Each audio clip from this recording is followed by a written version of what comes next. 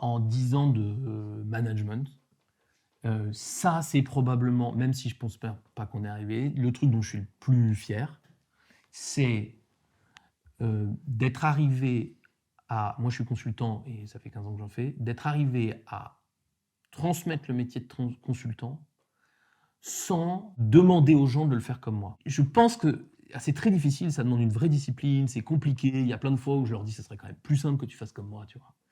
Sauf qu'en vrai... Va dans le Loir-et-Cher 6 mois, tu vas voir. C'était pas 6 mois, c'était 15 mois dans le Loir-et-Cher, s'il te plaît. Mais le truc, c'est qu'il faut bien comprendre que moi, je me rends compte de ça. Je me rends compte de la difficulté qu'il y a à avoir des consultants qui ne sont pas formatés consultants. C'est une de mes plus grandes fiertés parce que je pense que c'est ça qui est pérenne, de ne pas avoir des gens qui font le métier comme moi. Et deuxièmement, parce qu'on voit bien que le résultat principal, c'est quand même si on a des échecs, même s'il y a des trucs, c'est quand même des gens qui s'épanouissent.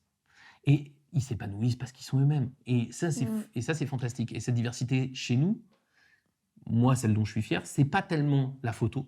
Sur la photo, elle va pas vous impressionner. Mais si vous discutez avec les gens avec qui on travaille, probablement vous vous apercevrez, ah mais c'est marrant, ils se ressemblent pas.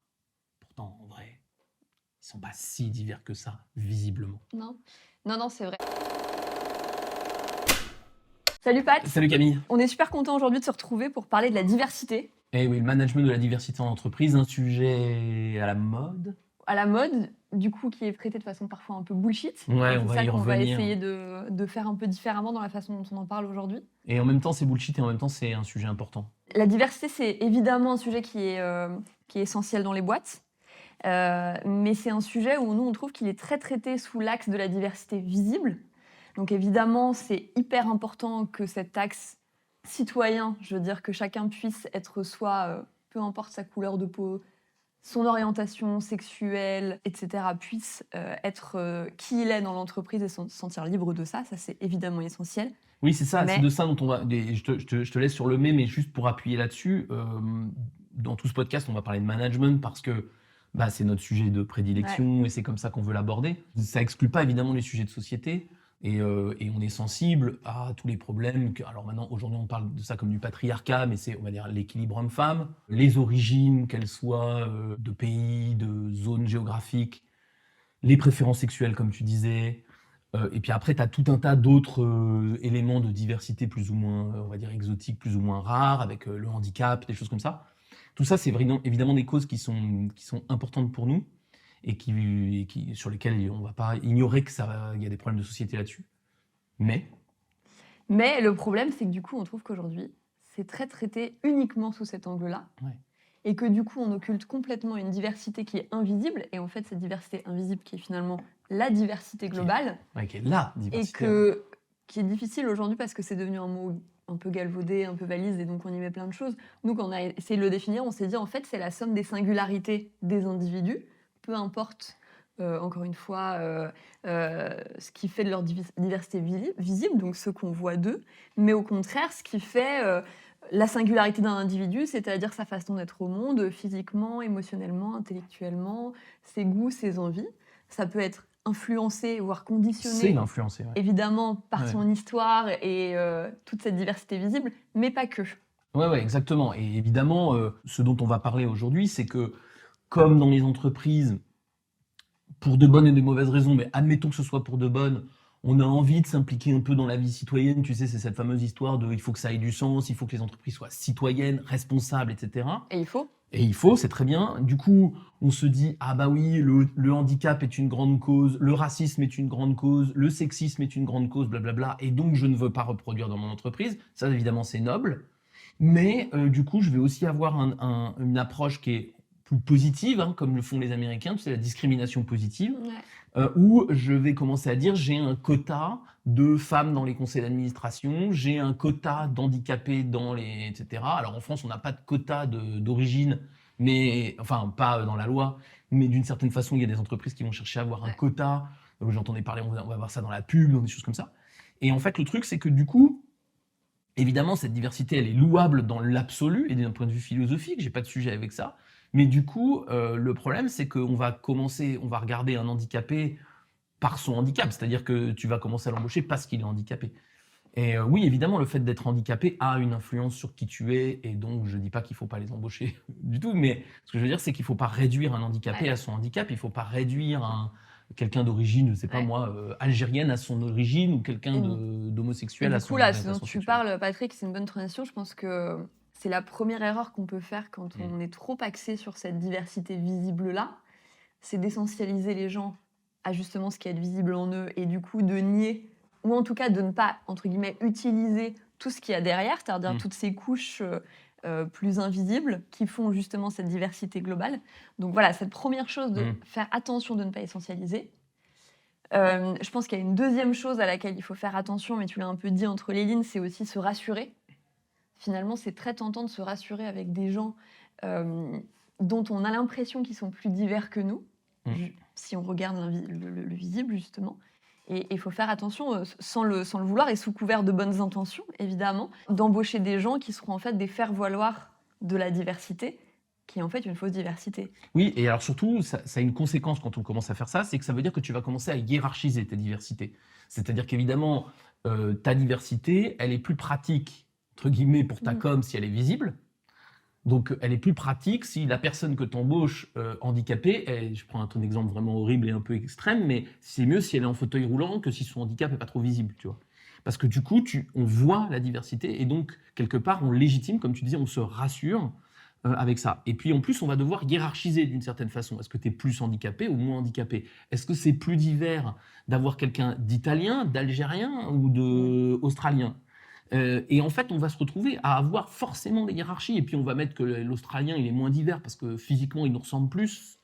En tout cas, à moi, par exemple, il va me ressembler plus. On va dire, bah donc, c'est pas de la diversité. Ouais, mais en fait, C'est il ton est côté surfeur, ça, Patrick. Mais exactement. Non, mais je veux dire, il est australien, le mec. Donc, peut-être que sa diversité est très forte. Moi, j'avais un exemple pour illustrer ça un peu par l'absurde de la hiérarchisation des diversités. Moi, quand j'étais en école, il y a maintenant fort longtemps, il y avait une année où on pouvait couper notre école et puis aller faire des trucs. Et moi, je me rappelle très bien m'être un peu pris le bec avec des collègues qui à l'occasion de cette année-là, avaient fait des choix différents de moi. Moi, pour la petite histoire, j'avais été embauché dans une PME dans le Loir-et-Cher.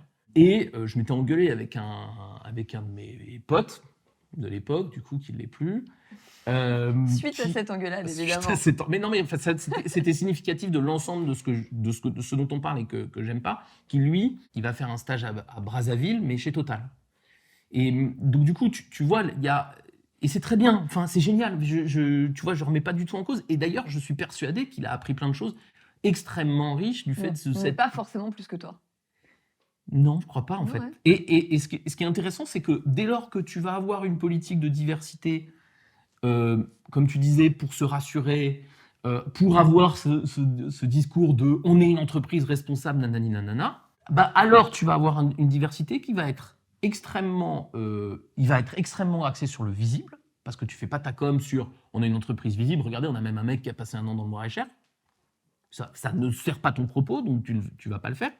Et d'autre part, le deuxième, pour moi, écueil qui est très fort, c'est ce que tu disais, c'est que quand tu fais ça, tu essentialises.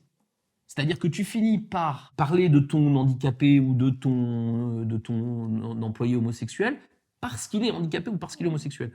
L'une et l'autre de ces caractéristiques influent sur qui il est et génèrent de la diversité. On est d'accord là-dessus. Je ne dis pas que ça n'influe pas. Mais a priori, diversité plus citoyenne. Ouais. On va dire. Évidemment, là, c'est une forme de diversité citoyenne, mais si on regarde du point de vue de l'entreprise ou des organisations de manière plus générale qui ont besoin de générer plus d'intelligence collective, là encore, c'est très galvaudé comme expression, mais on se comprend, de créativité, de progrès, d'innovation. Et là, on sait qu'on a besoin de plusieurs façons de penser, de résoudre les problèmes, d'être créatif, justement, etc. Et c'est là qu'on se prive de pas mal de diversité parce que ce n'est pas parce que tu as une couleur de peau différente ou une orientation sexuelle différente de la majorité ou de ce qu'on appelle la norme, si tant est qu'il y ait une norme, que tu vas apporter cette diversité-là, en fait. Oui, et c'est là qu'on a une grosse confusion. Et j'avais une discussion avec un pote qui me disait, en fait, c'est une question de quelle couche tu regardes. C'est-à-dire que, évidemment que l'origine, l'orientation, tous les choix qu'on fait dans la vie, qu'on les a fait ou qu'on n'a pas fait, constituent une part de ma diversité, et c'est très bien comme ça. Sauf que ça, on va dire que c'est une couche très visible, et c'est surtout une couche très visible actuellement dans notre société qui est très politisée, très frileuse, et où il faut tout le temps donner des gages de « je suis pas raciste, je suis pas anti-homosexuel, je suis pas anti-handicapé, tout ce que tu veux ».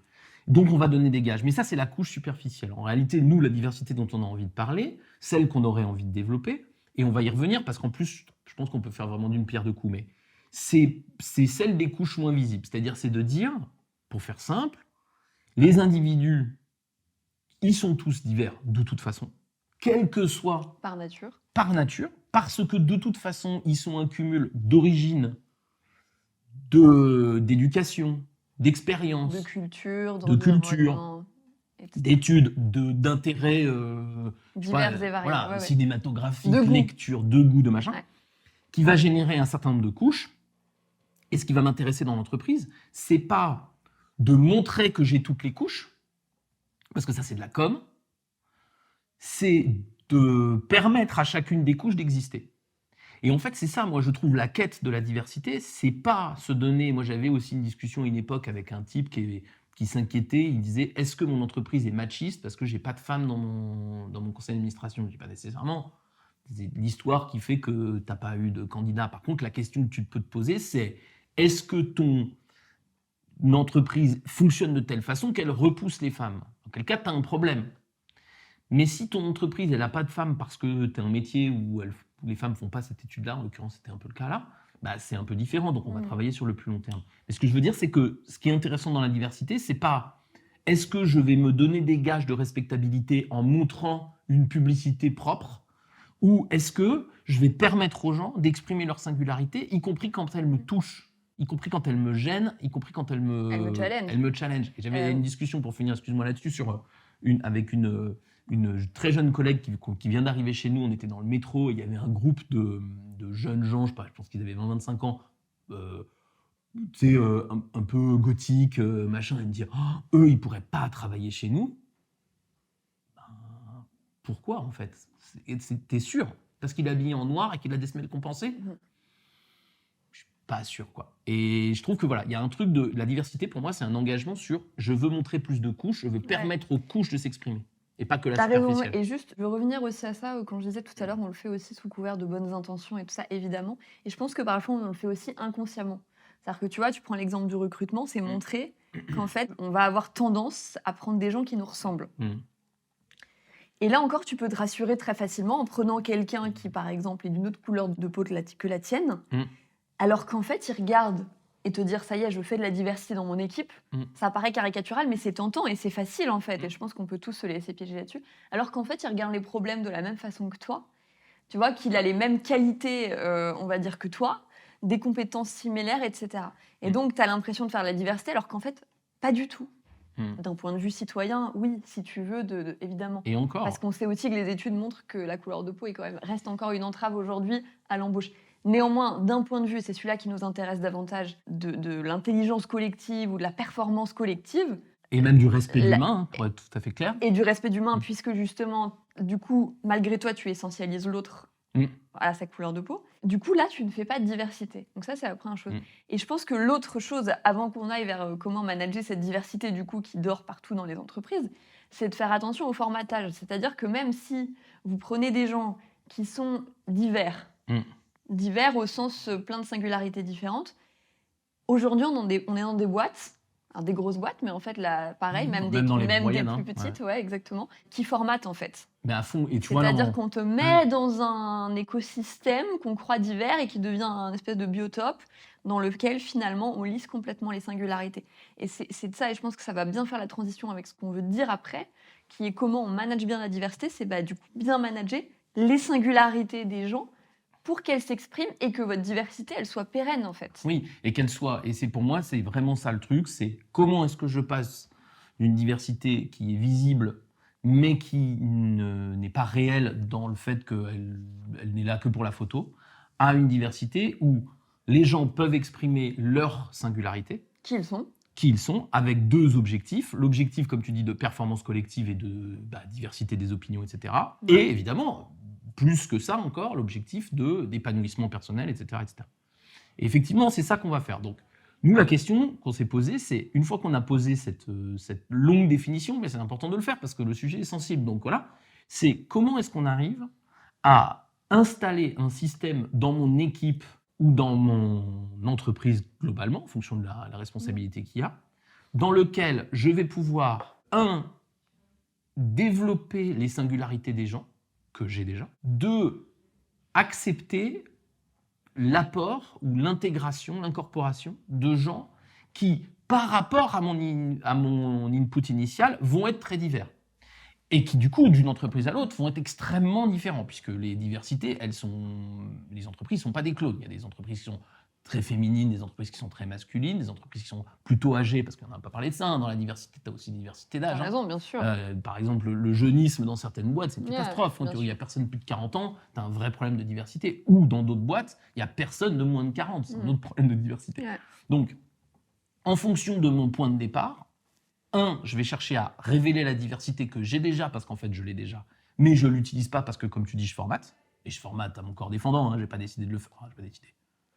On va voir que si, mais souvent, j'hérite d'un système formaté. Et 2, comment petit à petit, je vais pouvoir introduire de la diversité dans une équipe. Ça, c'est des sujets qui nous intéressent. Et pour finir là-dessus, c'est que je pense qu'en faisant ça, tu vas travailler ta diversité visible, ta diversité politique. Parce que je ne pense pas, moi, personnellement, que la revendication d'un homosexuel, de quelqu'un qui est dans une minorité visible, de quelqu'un d'handicapé, je ne pense pas que sa revendication, ce soit d'être là parce qu'il est handicapé, parce qu'il est d'origine X ou Y, parce qu'il est homosexuel ou quoi que ce soit. C'est comme une femme dans un conseil d'administration. Sa revendication, elle ne veut pas être dans un conseil d'administration parce que c'est une femme. Ouais. Elle veut être dans un conseil d'administration et respectée pour ses compétences, écoutée, blablabla. Blablabla. Voilà, c'est ça le défi que nous, on a envie de lancer. Et voilà, et juste, évidemment, il y a des gens aussi qui s'occupent de cette diversité visible dans les boîtes, et c'est très bien. Nous, ce qu'on dit, c'est qu'il ne faut pas se contenter que de ça. Voilà, je pense même qu'on peut l'éviter, mais ça, c'est un autre débat. Voilà, mais il y a des gens qui sont spécialistes de ça, donc nous, on est spécialistes du management, et du coup, maintenant, on va parler de comment, justement, comment on arrive à cet effet-là. On manage cette diversité globale, cette somme de singularités qui existe et qu'il faut cultiver dans les boîtes. La première chose, nous, qu'on s'est dit quand on y a réfléchi ensemble, Pat, c'est qu'on s'est dit déjà, il faut y aller progressivement. Ouais. Parce qu'en fait, on n'a pas forcément des terreaux très fertiles, très habitués à ça, malgré tout ce qu'on peut penser et dire. Nous, on observe au quotidien que ce n'est pas le cas et qu'il faut y aller, du coup, étape par étape. Ben oui, en fait, quand tu vas vite, imaginons que tu dises, je veux faire un virage à 180 degrés, j'en ai marre de mon équipe d'hommes blancs, quarantenaires, machin. Bon, ok. Tu changes du truc de tout au tout. Mais en fait, ton organisation, elle n'est pas faite comme ça. Donc, par exemple, si tu dis, je vais changer très vite, ça veut dire quoi? Ça veut dire que tu vires tes mecs, même les compétents, pour pouvoir faire de la place à tes diversités? Bah, non. Enfin, qu'est-ce que c'est que ce management? Ça n'a aucun sens. Donc, de toute façon, il faut aussi respecter l'endroit d'où on est, qui est peut-être contestable, qui est peut-être insatisfaisant, mais il faut le respecter. Et la deuxième chose, c'est que plus tu vas vouloir aller vite dans la diversité, ça va un peu avec la première, mais c'est plus tu vas vouloir aller vite dans la diversité, plus du coup, tu vas pousser, plus du coup, tu vas forcer le système. Moi, j'avais un exemple dans une boîte américaine, Johnson & Johnson, pour ne pas la nommer, qui fait de la discrimination positive pour augmenter le nombre de femmes à des postes de direction. L'objectif, je valide complètement. Donc, ils font leur discrimination positive. Une équipe de direction, c'est 50% de femmes. À la fin, tu regardes et tu te dis, est-ce que j'ai 50% de femmes? Oui. Est-ce que j'ai des femmes de talent à des postes de direction? Oui. Combien j'ai de burn-out chez les femmes? Ah bah, énorme. Énorme. Parce que pour faire ça, on a aussi mis des femmes à des postes qu'elles n'étaient pas prêtes à tenir et qui se sont vautrées.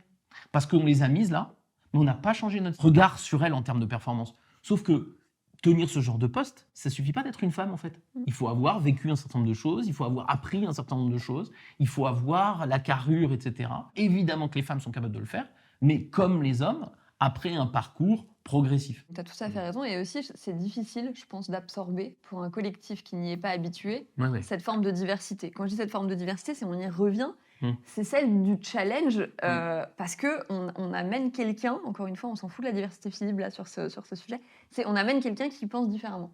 Parce qu'il vient d'une autre boîte, parce qu'il regarde les choses différemment, parce qu'il va être plus créatif et que vous avez, alors c'est peut-être un peu caricatural, mais une équipe plutôt très rigoureuse, qui aime pas trop sortir du cadre, etc. Et en fait, ça peut surprendre le collectif. Donc du coup, si vous le faites trop, ça va déstabiliser votre système aussi. Et plus que surprendre, tu vas même avoir des collectifs qui vont chercher à empêcher la diversité de s'exprimer. J'ai déjà raconté ici l'histoire des chimpanzés. Tu la connais, l'histoire des chimpanzés? Le réflexe. Je connais une histoire de chimpanzés. Est-ce que c'est la même? Je ne sais pas. Ben, il faut que je raconte l'histoire des chimpanzés vite fait. C'est une histoire d'une expérience aux US où le mec met 12 chimpanzés dans une cage. Donc au milieu de la cage, il y a un escabeau et en haut de la cage, il y a des bananes. Et en fait, pour attraper les bananes, il faut forcément monter sur l'escabeau, il n'y a pas d'autre moyen. Et en fait, l'escabeau est piégé. Quand tu montes sur l'escabeau, ça déclenche une pluie glacée. Donc, je ne sais pas si vous savez, mais les chimpanzés, ils aiment les bananes, ça tout le monde le sait. Mais par contre, ils détestent la pluie glacée, ils détestent l'eau froide. Donc, comme c'est un animal intelligent, au bout de 2-3 coups, ils ont tout de suite compris la corrélation entre escabeau et pluie glacée. Et du coup, ils arrêtent de chercher à aller chercher les bananes. Et puis après, le chercheur, qu'est-ce qu'il fait? C'est qu'il va enlever un chimpanzé qui a connu donc la pluie et il le remplace par quelqu'un qui ne l'a pas connu, par un chimpanzé qui ne l'a pas connu. La première chose que fait ce chimpanzé, il voit des bananes, il se dirige vers l'escabeau et évidemment, les 11 autres le retiennent et l'empêchent d'aller sur le truc. Alors, pour lui, la règle a changé. Pour les 11 premiers, la règle, c'est escabeau égale pluie. Pour lui, la règle, c'est escabeau égale réprimande du groupe. Lui, la pluie, il ne connaît pas. Et puis le chercheur change petit à petit tous les chimpanzés de la cage jusqu'à arriver à une situation où on enlève le dernier qui a connu la pluie et on le remplace par un nouveau qui n'a pas connu la pluie. On est donc dans une situation où il y a 12 chimpanzés qui n'ont pas connu la pluie. Le 12e, il fait comme tous les autres. La première chose qu'il fait, banane, escabeau, il se dirige vers l'escabeau pour aller chercher les bananes. Et les 11 autres, qui n'ont pas connu la pluie, l'empêchent de le faire. Et cette histoire des chimpanzés, peut-être qu'entre-temps, le chercheur il a arrêté la pluie ou que le système est en panne. Non, on ne sait pas du coup. Ou peut-être que dans les 12, il y en a un qui n'en a rien à foutre de l'eau froide. C'est possible, parce que c'est des animaux complexes, donc la plupart n'aiment pas, mais peut-être qu'il y en a un qui s'en fout. Et qui aurait pu aller chercher les bananes pour tout le monde. Et en fait, pour moi, cette histoire, elle raconte bien le problème de la diversité quand on va trop vite. C'est que tu mets quelqu'un de très différent dans la cage, plutôt dans l'entreprise, tu vas voir que la première chose que va faire l'entreprise, c'est lui expliquer comment il doit agir. Il ne faut pas faire ça, il ne faut pas faire ça, ici c'est comme ça, si tu vas voir lui, prépare-toi, machin, attention à elle est perverse, attention à lui. C'est comme ça, c'est l'espèce d'assimilation à outrance. Incroyable. Qui du coup, et naturel. Si toi, bien sûr, si toi tu n'y veilles pas en tant que manager, parce que si tu fais bien ça, c'est que tu as choisi un moment de faire rentrer de la diversité parce que tu as envie de bouger les choses. Exactement. Plein de raisons. Donc si toi tu n'y veilles pas, et on va voir, il y a des garde-fous probablement à mettre, le formatage, il est très très très vite fait. On en parlait la dernière fois, on en connaît plein, des gens qui arrivent dans des équipes et à la base, c'est plein de bonnes intentions de se dire, voilà, ça va bouger un peu les choses, on va penser tous ensemble différemment. Et en fait, au bout de 3 mois, la personne qui vient d'arriver, 6 mois, 3 mois, 6 mois, ça prend du temps, mais en général relativement court quand même, finalement est tellement assimilée à ce nouveau système, à cette nouvelle culture, c'est ça le formatage dont on parlait. Et si elle n'est pas assimilée, elle se casse. Il faut en tant que manager se dire, ok, là j'ajoute de la diversité. On verra après la diversité qui existe déjà, mais j'ajoute de la diversité, comment je fais pour que ça fonctionne? Et la progressivité, c'est la première des raisons. Parce que, évidemment, plus dans ton système, je reprends mon histoire de chimpanzé, plus je vais mettre de contraste très vite, très fort, plus je vais générer de la résistance. Une résistance épidermique. Et en plus, là où elle est un peu perverse, cette résistance, c'est qu'au moment du recrutement, elle ne va pas s'exprimer.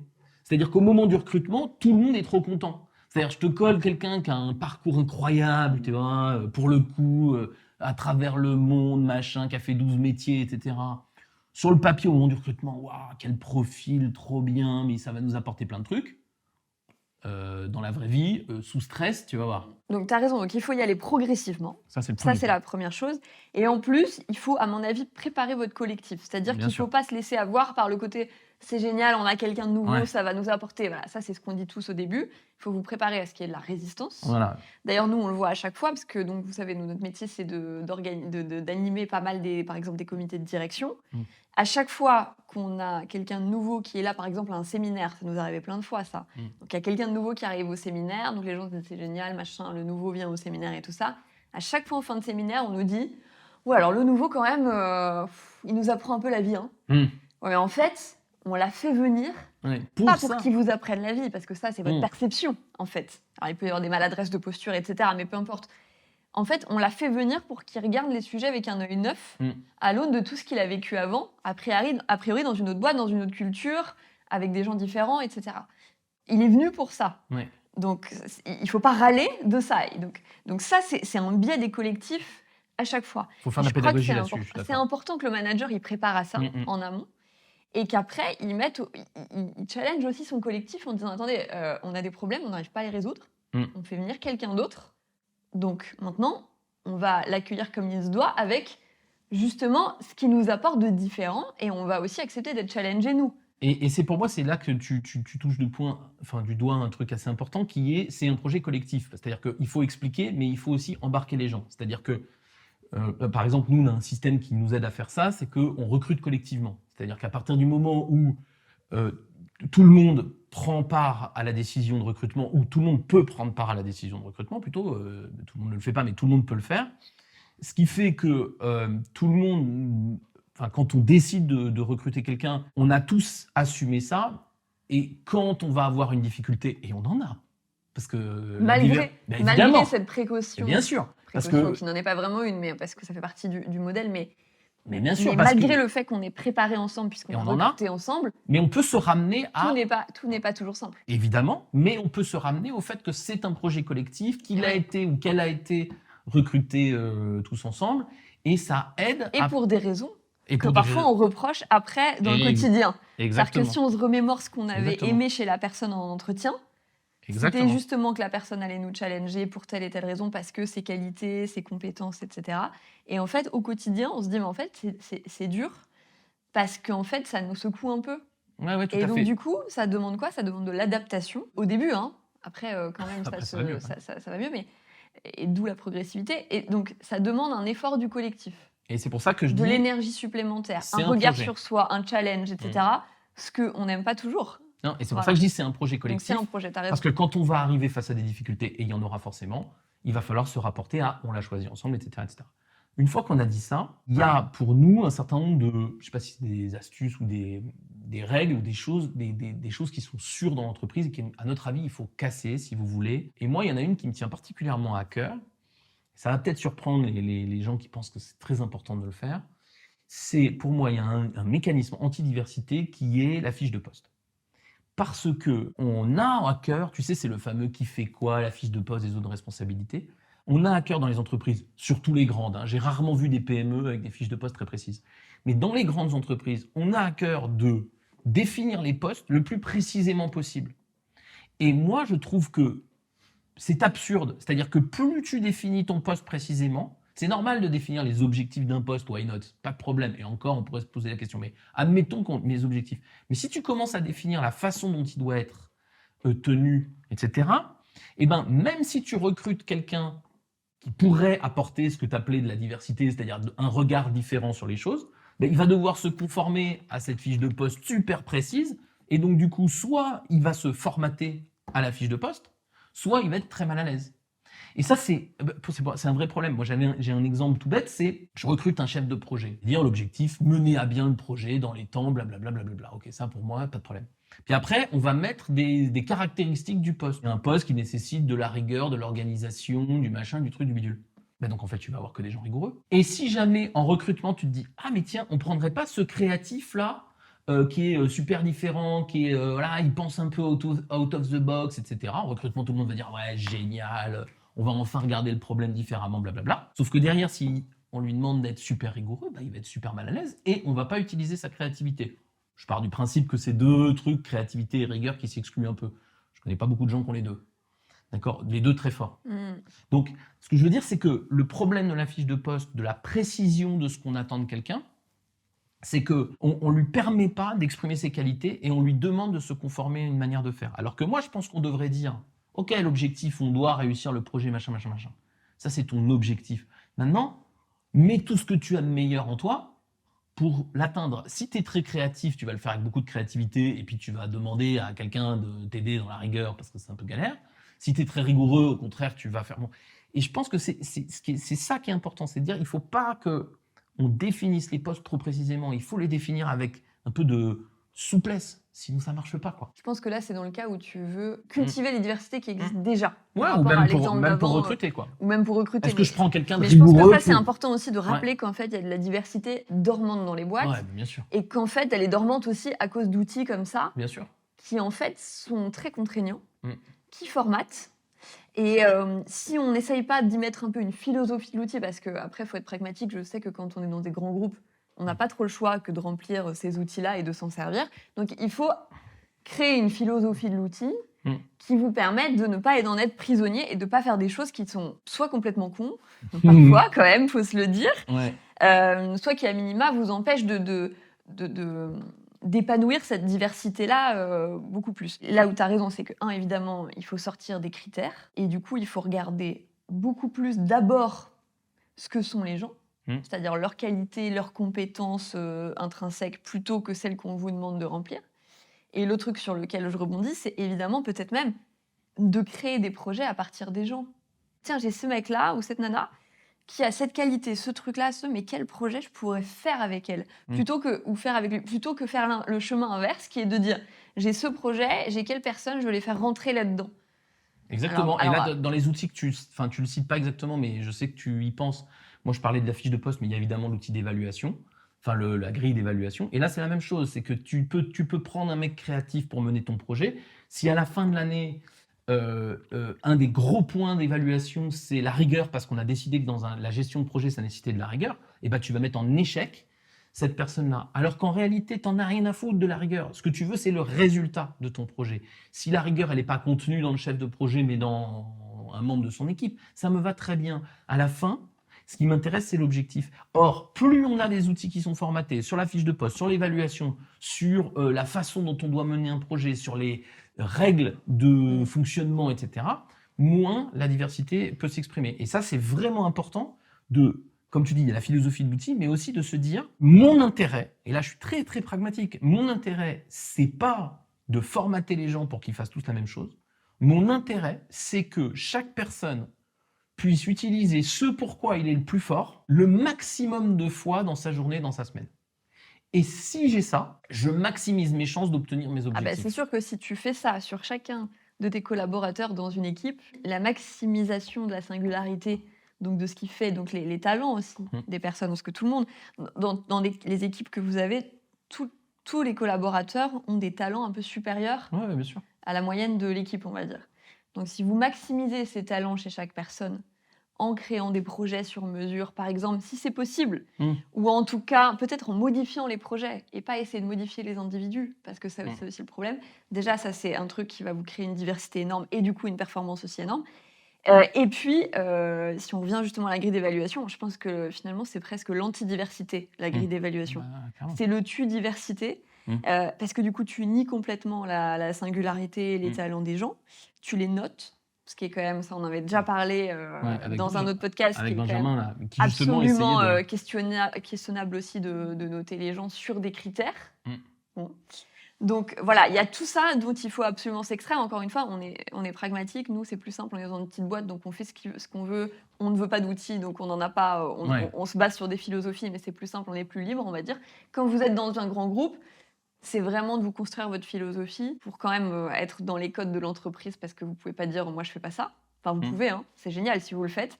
On vous encourage, mais on sait que c'est pas toujours facile. Donc c'est vous construire cette philosophie-là pour maximiser, on va dire, l'éclosion ou l'épanouissement des talents et des singularités de chacun. Alors, petit exemple, moi, que j'ai vécu très récemment et qui peut vous aider à le faire, c'était dans un grand groupe, justement, donc ça illustre un peu ce que tu as dit. Donc, dans un très grand groupe, dans une usine Céveso, donc une usine, on va dire, réputée dangereuse, complexe, etc., très grosse usine en France, j'ai fait faire cet exercice à la patronne de site. L'exercice, c'est le suivant, c'est de dire, en gros, Ben, évidemment, dans ces entreprises-là, on a tendance à prendre des gens très rigoureux, très soucieux de la sécurité. Et c'est très bien, heureusement pour eux, heureusement pour nous. Mais évidemment, là, on était dans une équipe qui commençait à devenir un peu morose pour d'autres raisons, qui n'arrivait plus à travailler ensemble, qui subissait son usine et tout ça. Donc, je lui ai fait faire un exercice et vous pouvez faire, enfin, tout le monde peut faire cet exercice chez soi. Il n'y a pas besoin d'être dans une petite boîte. Il y a pas besoin, on est loin de l'exercice Il n'y a d'évaluation. pas besoin d'avoir Patrick. Non. Ouais. En fait, c'est mieux, évidemment. Je sais que c'est mieux. Bien C'est pour sûr. ça que je le précise. Bien sûr. Ouais. Mais bon, si vous n'avez pas cette chance incroyable, donc vous listez. Donc, ce qu'on a fait, c'est tout con. On a listé les membres de son équipe, donc c'était une douzaine, et je lui ai demandé d'écrire en face de chaque nom la qualité que cette personne avait et qui était rare dans l'équipe. Pas juste la qualité, celle qu'il a et qui est rare dans l'équipe. Et donc, alors il y en a où c'est très facile pour elle, parce qu'elle travaille très bien avec eux, et donc elle apprécie, et donc elle dit attends, lui, machin, etc. Puis il y en a où c'est plus compliqué, parce qu'elle par exemple, elle les aime moins. Il y en avait un, par exemple, qui est... Elle les aime moins, ou peut-être qu'elles sont moins utiles pour le job.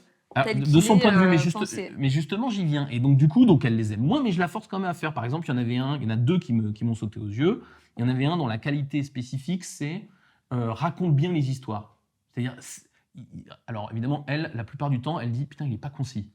Hein, c'est ça qui la faisait râler. Mais moi, je lui dis non, mais je m'en fous, moi, je veux la qualité. Et donc, on a fini par dire ouais, en fait, il raconte très bien. Et puis, il y en a un autre il a de la fantaisie. C'est un type plutôt drôle, plutôt amusant, etc. Ces deux qualités, effectivement, elles ne collent pas avec une usine de chimie dangereuse. Si on n'a pas de regard, diversité. Mais elles ne collent pas, voire même elles peuvent te faire flipper. Elles peuvent te faire flipper. Si tu les regardes comme ça. Exactement. Sauf que moi, je ne vais pas demander leurs uniques qualités, je vais leur demander des singulières. Et elle me dit, ouais, mais alors ces deux-là, ils ont des qualités, c'est vrai que c'est des qualités, je suis capable de les reconnaître, mais vraiment, ça ne me sert à rien. Et je lui dis, mais c'est quand même étrange. Au début de notre entretien, tu me racontes que ton équipe est morose, qu'elle a du mal à travailler ensemble, qu'ils subissent leur site. Et 1 heure plus tard, tu m'expliques qu'il y a un mec qui a de la fantaisie et que tu ne sais pas à quoi ça sert. Non, il y a un moment donné, ça ne va pas. C'est-à-dire qu'en plus, quand tu n'utilises pas la diversité, quand tu ne fais pas vivre la diversité, tu t'enfermes parce que du coup, tu arrives à un résultat et tu te dis, bah ouais, mais en fait, j'ai tout essayé. Mais tu n'as pas du tout essayé puisque tu n'as pas utilisé ça. Tu n'as pas utilisé le mec qui s'est raconté. Ils se sont pris une fume 2 semaines avant parce qu'ils ont fait une présentation à leur chef qui était nulle. Je dis, mais pourquoi tu n'as pas utilisé le mec qui s'est raconté? Puisqu'il s'est raconté. Là, on va avoir des moments de convivialité, il faut les remettre en place. Pourquoi? On va avoir besoin de ton mec qui a un peu plus de fantaisie que les autres. Bien sûr qu'il va falloir qu'il fasse attention et qu'il ne fait pas sauter l'usine, on est d'accord là-dessus. Je ne suis pas en train de lui dire que la fantaisie va dépasser le sens de la responsabilité. Ça veut dire que Patrick, du coup, quand tu fais cet exercice-là, et que tu es seul et que tu n'as pas Patrick avec toi, et ben du coup, il faut... bien dans la merde. Et déjà, ça c'est sûr. Bon, à la limite, non, mais blague à part, c'est facile à faire en vrai. Non, mais c'est facile à faire si tu arrives à t'extraire, parce que là, c'est facile à faire quand tu es hors stress, hors de ton décor habituel, etc. En fait, il faut s'extraire, il faut garder les qualités aussi, tu vois, indifféremment du contexte dans lequel elles s'opèrent. Tu vois, oui, bien sûr. En fait, tu vois pas la fantaisie si tu penses boulot, cuve, dangerosité, usine, syndicat, voilà, le décor compliqué qu'on connaît. Donc ça veut dire qu'il faut regarder la singularité des gens. Tiens, si je rencontrais ce monsieur ou cette dame dans la vie, qu'est-ce que je me dirais? Et du coup, ce qu'on disait tout à l'heure, tu vois, ça rejoint comment je les raccroche à ce qu'on fait. Et du coup, tu vois, Cam, ce qui est vraiment important, c'est que pour regarder ça, quand vous faites votre petite liste, et je suis d'accord qu'il faut un moment de calme pour le faire, en méga stress, c'est impossible. Mais quand vous faites votre petite liste, on en arrive au point clé du management, en général, et pas que de la diversité, c'est que pour réussir à faire cette liste, il y a 2 critères. Le premier, c'est qu'il faut aimer les gens. De manière générale, quand tu manages, je pense que c'est Non, mieux. mais tu sais que ça peut paraître une évidence, mais en fait, moi, pas du tout. Quand je me retrouve avec un manager qui est entre guillemets usé, ça fait plusieurs années qu'il est dans son équipe et qui finit par ne plus les aimer, pour moi, c'est terminé. C'est-à-dire que c'est le moment où il faut qu'il change. Soit qu'il change, c'est-à-dire qu'il retrouve des raisons d'aimer ces gens, soit qu'il change de poste. En l'occurrence, cette patronne, elle en était presque là. Elle ne s'aimait plus elle-même et elle commençait à les regarder que par leurs défauts. Et donc, il faut absolument, quand tu fais la liste, il faut être dans une disposition de « j'aime bien les gens », parce que sinon, c'est mort. Et du coup, le deuxième truc qui va avec, c'est la curiosité. C'est-à-dire qu'évidemment, et là on revient à la fiche de poste, si je ne regarde mon patron de prod que par ses qualités dites de patron de prod, rigueur, organisation, clarté, je vais avoir un problème. Parce que du coup, je vais arrêter de voir que, ah ouais, en fait, il sait raconter les histoires. Donc ça nécessite de la curiosité et de l'affection. Moi, des fois, je dis de l'amour, en vrai, parce que je veux marquer, je veux marquer les esprits. Mais il faut avoir au moins de l'affection, c'est-à-dire se dire, OK, je suis pas très content de lui, mais qu'est-ce que j'aime? Oui, je pense qu'il y a la curiosité et puis il y a aussi, alors ça peut paraître tarte à la crème, mais c'est vrai, je pense, la capacité d'émerveillement de l'autre, de ce qu'il a de différent de nous aussi. Mmh. Parce que tu vois, sous Ouais, ça va avec stress, l'affection et le ouais, je pense que ça va avec, c'est complètement même connexe, mais je pense que tu vois, quand tu es sous stress, que tu es fatigué, que tu plus non plus la façon dont tu réagis, hein, parce que c'est mmh, ça, hein, dès que tu commences à plus aimer ça, ça ouais. devient compliqué quand même, parce que la cohabitation avec soi en tant que manager est difficile. Hem, il faut retrouver ça en fait de: «Tiens, mais en fait, ce qui vient m'agacer, c'est un truc qui est tellement différent». Mais tu vois, retrouver un peu ce sens de l'altérité, de ce que ça vient de challenger et de revenir aussi au pourquoi. Bah, pourquoi on a embauché cette personne en fait? Oui, et tu sais que c'est marrant, ça me fait penser en t'écoutant à un truc qui est, moi je suis toujours fasciné de ce que les managers vont prendre comme parallèle pour expliquer à leurs équipes comment ils doivent fonctionner. Et puis ils vont dire un orchestre symphonique, tu vois le truc. Moi j'adore, hein. Je trouve que le spectacle d'un orchestre symphonique, c'est une des choses les plus fascinantes de la planète. Parce que justement, il y a une rigueur et une absence de personnalité, à part peut-être le soliste, qui est fascinante. Il y a un truc, une espèce de magie d'avoir 150 personnes qui font quelque chose d'aussi cohérent à un instant donné. Mais sauf que c'est magique, c'est magistral, j'adore ça, mais c'est pas un bon message pour vos équipes, parce que en fait, ça demande une discipline et une rigueur qui est anti-diversité. C'est utile pour cet Mmh. exercice-là, ça va être utile dans certains sports, pareil, où il faut une rigueur de tous les instants, mais en réalité, c'est un problème. Et quand tu dis il faut justement accepter l'altérité, le truc, etc., il faut accepter les fausses notes. Et c'est ça qui est compliqué dans la diversité, c'est que on n'est pas dans un système de chef d'orchestre avec des instrumentistes réglés comme du papier à musique, c'est le cas de le dire. On est dans quelque chose qui doit durer beaucoup plus longtemps qu'un concert, qui gère beaucoup plus d'objectifs, beaucoup plus de contraintes qu'un concert, et Qui est qui soumis à plein de déséquilibres qui viennent de l'extérieur. énormément Beaucoup plus que relationnel. a priori, beaucoup plus que dans Dans un un concert. orchestre, et je respecte encore une fois énormément les orchestres, mais dans un orchestre, on a besoin pendant 1 heure et demie avec une entracte de se caler sur une partition. Mmh. C'est magistral comment ils le font, mais il n'y a que ça. L'entreprise, c'est quand même quelque chose d'assez différent. Et donc, il faut chercher l'altérité. Et il faut arrêter de prendre ces exemples d'hyper solistes, là, de chefs d'orchestre hyper calés. Parce que, en fait, En fait, bah, ça correspond pas à la réalité. ça ne correspond pas Donc à la du coup, réalité. on n'y arrive pas. Bon, après, du coup, cette petite digression musicale, je pense que le dernier, est très utile néanmoins, mais ouais, le dernier exemple qu'on avait en tête, et vous en avez peut-être d'autres hein, que vous avez testé, que vous voulez tester, mais c'est que nous, on s'est dit, il faut aussi peut-être utiliser beaucoup plus l'externe. Quand on dit l'externe, c'est vos prestataires, moi, j'aime pas trop le terme, on va dire vos partenaires extérieurs, c'est-à-dire qui font pas partie de vos effectifs. Je pense par exemple à des consultants que vous pouvez prendre. Nous, en l'occurrence, c'est notre comptable Mm. ou les comptables qu'on a pu avoir, des consultants qui nous aident sur d'autres sujets, etc. Et en fait, on voit bien qu'on fait l'effort. Enfin, je ne sais pas si on fait l'effort ou c'est un tropisme qu'on a ou qu'on essaye d'avoir, mais qui est d'aller prendre des gens qui sont différents de nous Oui, en fait, dans la façon de penser les choses. Hein. je ne sais pas si on le fait assez, on peut se poser la Ah question. bah probablement pas, mais on essaye. Mais en tout cas, ce qui est certain, c'est que c'est parfois plus facile d'aller chercher de la diversité de pensée chez des gens qui vont être là sur des durées moins longues. Et sur des compétences ou des champs d'expertise plus précis Et- et peut-être plus restreints aussi que le cœur de métier. Ouais, et tu faisais référence au comptable. Quand on a démarré Albus il y a une dizaine d'années avec Charlie, donc on était deux jeunes dirigeants de 30 ans, et on avait plein d'envies, plein de machins, mais on était bien conscient que on était vraiment des juniors en gestion d'entreprise. On n'avait jamais fait ça, quoi. On a rencontré un comptable qui est un type qui ne nous ressemblait pas du tout, de par son âge déjà. Déjà, c'était un comptable. Déjà, il ne ressemblait pas beaucoup. Ça, je confirme qu'il ne devait pas beaucoup. Je sais pas, il devait avoir 55 ans. Maintenant, il est à la retraite. Donc, il devait avoir, je pense, 55 ans. Et puis, il ne pensait pas comme nous. Il avait quelques points de connexion. Il ne pensait pas comme nous. Et à chaque fois qu'on l'a rencontré, c'était intéressant parce que c'était amusant, parce qu'il nous donnait des choses. À chaque fois, on avait l'impression d'être pas d'accord avec lui. C'est-à-dire que au moment où il nous donnait ses conseils et ses préconisations, on se regardait avec Charlie en se disant mais on fera jamais ça. Et on s'est obligé, en fait, après ces rendez-vous, à dire non mais attends, ok, ça nous choque, ça nous va pas, c'est pas ça qu'on va faire. Mais qu'est-ce qu'il veut nous dire? Qu'est-ce qui est caché derrière? Quel est son étonnement? C'est-à-dire que tu pars du fait que tu fais confiance quand même dans le choix que tu as fait de travailler avec lui, qui est quand même son expertise, son intelligence, Exactement. etc. Et donc ça, quand tu reviens à ça, ça te fait dire non mais en fait, c'est moi qui ne dois pas voir le point. Et ce qui est intéressant, c'est que ça nous a pas amené forcément à suivre ses conseils. Ouais, mais ça t'a fait sûrement infléchir Mais ça m'a fait Euh, intégrer ces questions. ce que tu pensais. Toujours. Ouais. Et c'est un peu ce que je dis maintenant, moi, quand je rencontre des chefs d'entreprise ou des entrepreneurs et qui me disent, mais alors, comment on fait? On est submergé de conseils quand on fait des choses, quand on ne fait rien, on n'en a pas beaucoup, mais quand on fait des choses, on est submergé de conseils. Moi, je leur dis, écoute-les tous, mais tiens-en pas compte. C'est-à-dire que la question de la diversité des gens de l'extérieur, c'est ça qui est magique, c'est que c'est des gens qui vont enrichir votre panel de questions, mais qui ne doivent pas nécessairement enrichir votre panel de réponses, parce que c'est vous qui êtes l'expert de votre job dans votre équipe, etc. Ouais. Mais choisissez bien vos prestataires extérieurs en ayant des gens qui sont pas trop comme vous, c'est-à-dire pas exactement la même histoire, pas machin, truc, Qui vont vous dire les choses, et qui vont vous dire des trucs. qui vont Et vous c'est- challenger, qui vont oser vous challenger. Parce que, tu vois, ça, on en parle Mm. dans la relation. C'est pour ça que je préfère qu'on dise partenaire, parce que sinon, tu peux avoir un rapport qui est très déséquilibré. Ouais. C'est-à-dire, si à partir du moment où tu es payé, ou toi, tu penses que tu payes quelqu'un, Mm.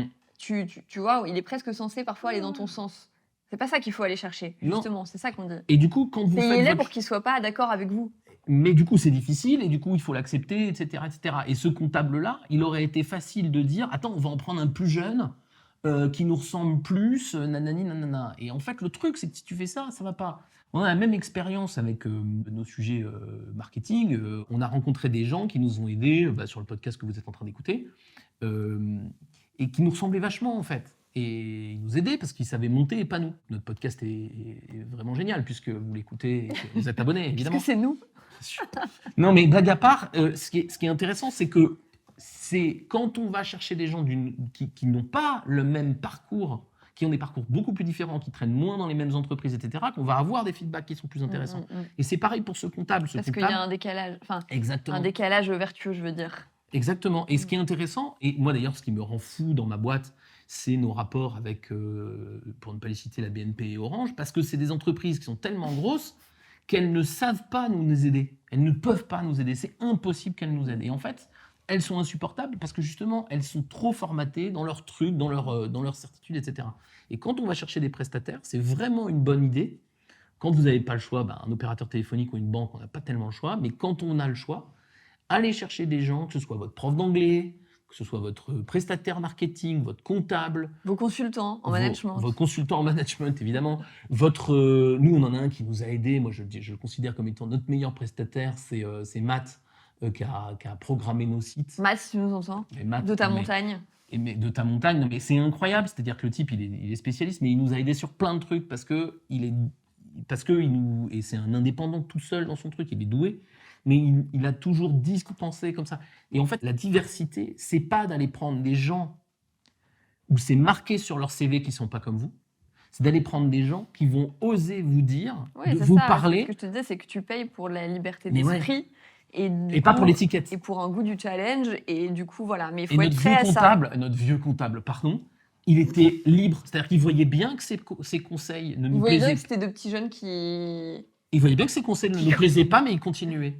Mathieu, il Ouais. continue. Et à un moment, c'est rentré.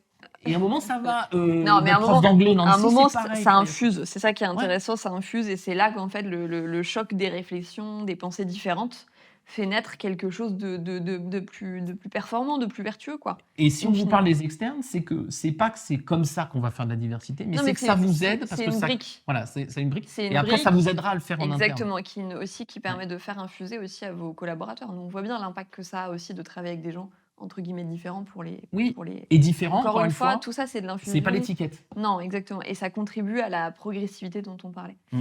Donc pour conclure, parce qu'on s'est dit pas mal de choses, nous ce qu'on voulait vous dire c'était que, encore une fois, on s'extrait de tout ce qui est diversité visible parce qu'on n'en est pas expert. Enfin, elle en fait partie. Non, elle en fait partie, mais Elle en fait partie. uniquement Mmh, le traitement bien de sûr. cet axe-là, parce qu'on Mmh. n'en est pas expert et qu'il y a des gens probablement qui font ça très bien.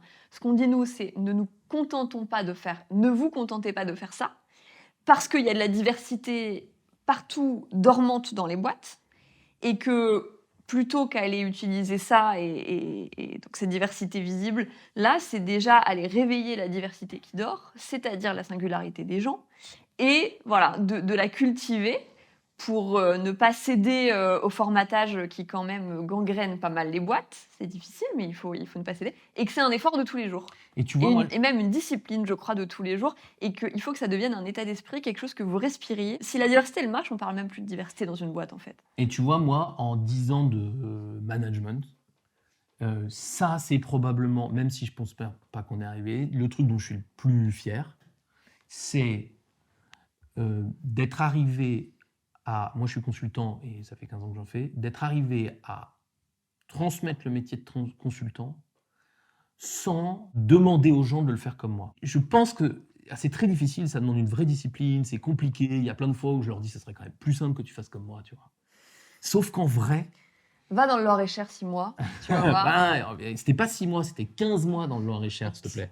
Mais le truc, c'est qu'il faut bien comprendre que moi, je me rends compte de ça. Je me rends compte de la difficulté qu'il y a à avoir des consultants qui ne sont pas formatés consultants, qui ont fait des choses qui n'ont rien à voir avant, qui ne sont pas dans le moule du consultant standard et à qui on va permettre d'exprimer qui ils sont. Bien sûr qu'il y a quelques outils communs, bien sûr. C'est une de mes plus grandes fiertés parce que je pense que c'est ça qui est pérenne, de ne pas avoir des gens qui font le métier comme moi. Et deuxièmement, parce qu'on voit bien que le résultat principal, c'est quand même si on a des échecs, même s'il y a des trucs, c'est quand même des gens qui s'épanouissent. Et ils s'épanouissent parce qu'ils sont eux-mêmes. Et ça, c'est fantastique. Et cette diversité chez nous, moi, celle dont je suis fier, c'est pas tellement la photo. Sur la photo, elle va pas vous impressionner. Mais si vous discutez avec les gens avec qui on travaille, probablement vous vous apercevrez, ah mais c'est marrant, ils se ressemblent pas. Pourtant, en vrai, ils sont pas si divers que ça, visiblement.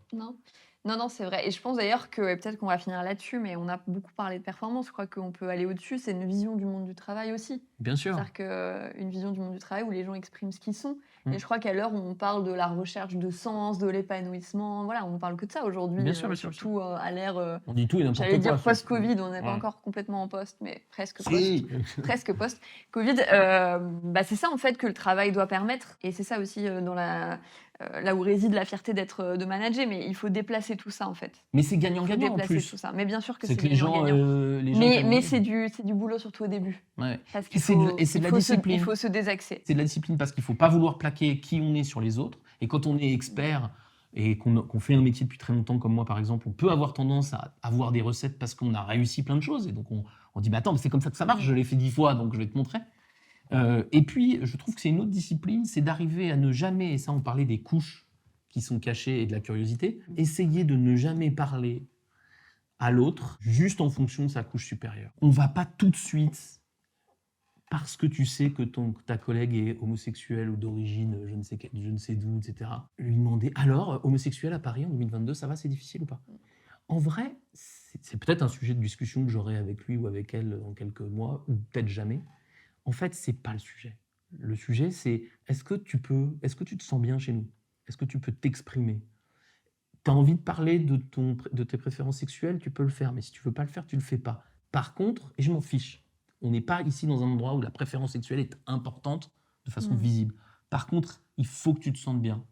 Il faut que tu te sentes à l'aise. Il faut que tu puisses exprimer qui tu es, homosexuel ou pas, d'origine loir-et-chérienne ou bien plus lointaine. Peu importe en fait. Et ça, c'est une discipline parce qu'on a vite tendance à aimer l'exotisme et à vouloir poser des questions d'exotisme. C'est une belle conclusion ça alors. On va se quitter là-dessus. Voilà, sûrement, c'est probablement. Merci à tous et puis on se retrouve bientôt pour un prochain épisode. Ouais, merci à tous, salut.